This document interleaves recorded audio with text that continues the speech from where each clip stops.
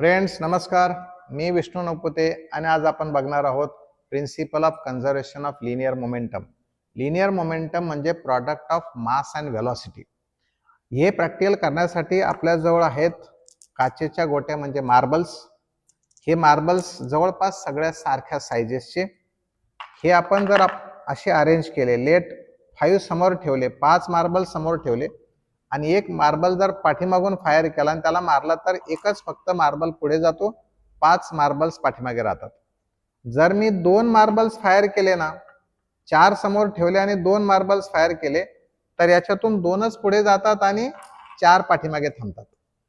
जर मी 2च समोर ठेवले आणि 4 मार्बल्स फायर केले तर असं आपल्याला सहज वाटू शकतं की 2 पुढे जातील आणि 4 पाठीमागे थांबतील, पण 2च तिथे थांबतात आणि 4 पुढे जातात. लुक ॲट दिस, 2च थांबलेत आणि 4 पुढे गेले.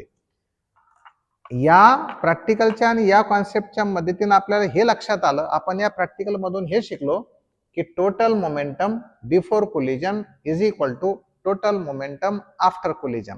आता हे मोमेंटम म्हणजे नो डाऊट लिनियर मोमेंटम, आणि या प्रॅक्टिकलचा आणि या कॉन्सेप्टचा फायदा आपल्याला velocity of object after collision काढण्यासाठी होतो. हे मात्र ध्यानात ठेवा. धन्यवाद.